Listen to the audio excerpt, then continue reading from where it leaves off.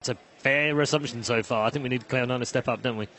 Shiva, what do you think? I think this is definitely the match that I was looking forward to most today as well, just like Waga. I think we're going to have an amazing game on our hand, or games, multiples. I think we're going to see all 3 games. And in the words of Draskell, he said, as long as Cloud9 plays Dota, Dota is not going to be boring. So I'm expecting big things from this series. And mostly I'm just hoping for, kind of also slightly biased perhaps, that Cloud9 is going to do really well.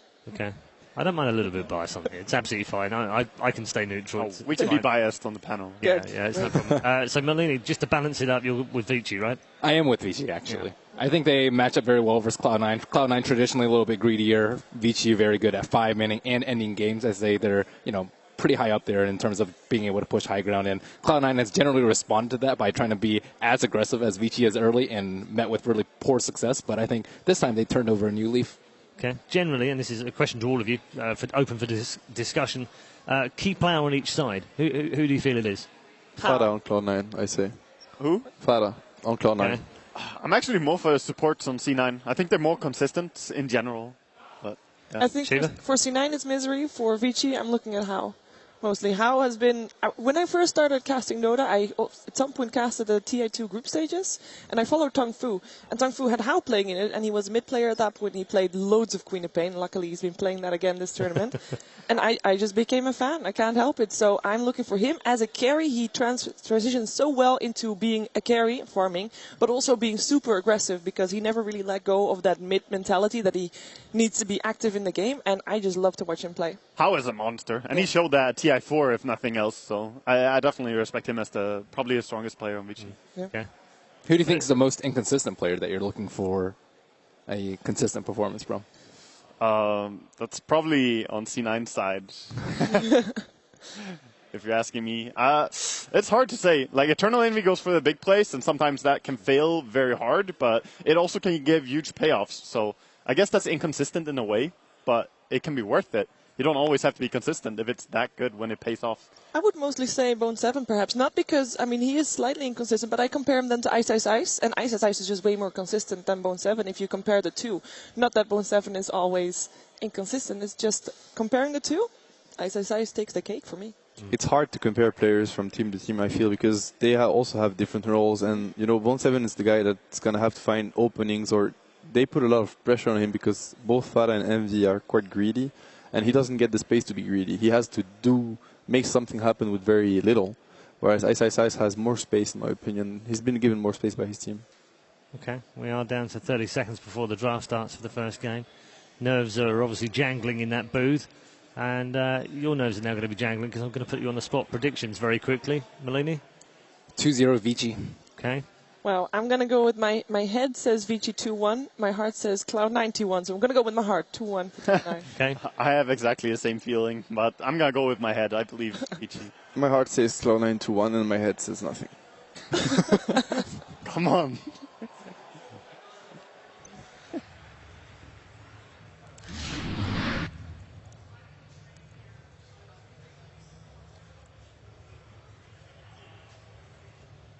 Okay, draft time for game 1. Cloud9 versus Vici Gaming.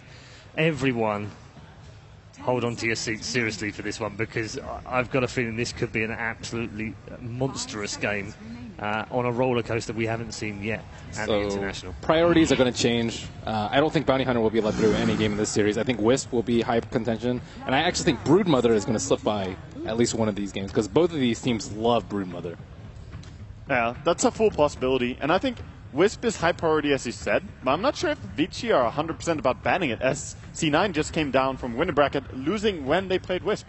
So there's a possibility they will try letting them play it and bait out the same type of contest against it. Yes, but CDEC had a full, 3 days to prepare against Cloud9, whereas Vici has only had 1 day, and I think that makes a big difference. And as we saw, eHome was super prepared versus Team Secret. The few days of difference is a lot of time in preparation. It definitely is. It makes a huge difference for a team. So far, Bounty Hunter and Undying be the bans from Cloud9, and Leshrac, Naga Siren banned out by Vici. So Gyrocopter and Queen both going through. I think Queen probably going to get first pick, but it is C9, and they do love Gyro really much.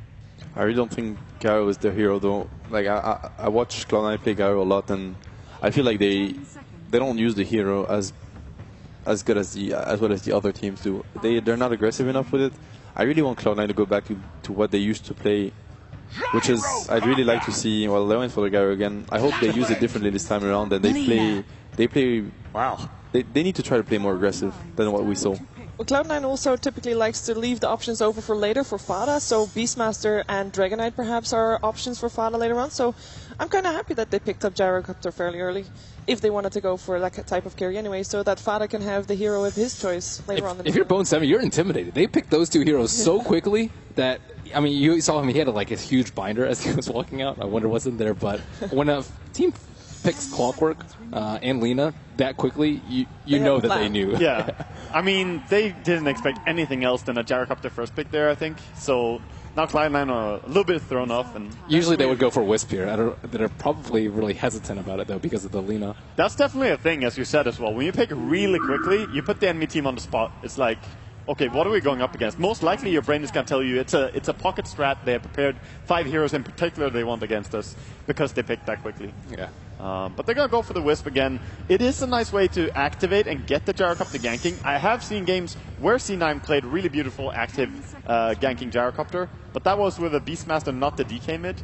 That's when it really came online the most. Bone 7's just wondering if this is a trap, though. If you're Cloud9 right now, you're going to look at the ban, see if that gives anything away, because, as you said, I mean, they're probably expecting something, and, I mean, from our point of view, it's just Clockwork and Alina, you know, it can be anything. Yeah. So far, it's very standard as well. It's just Leshrac and Naga being banned out. Yeah. So the second phase is when VT really are showing their colors. So getting rid of the Winter Wyvern, good counter to Wisp, as we saw earlier. Can definitely lead to Gyrocopter team killing. Nice to get rid of that. Yeah, they're taking their time, not as prompt with their bans in this in the second ban phase here as they were with the picks.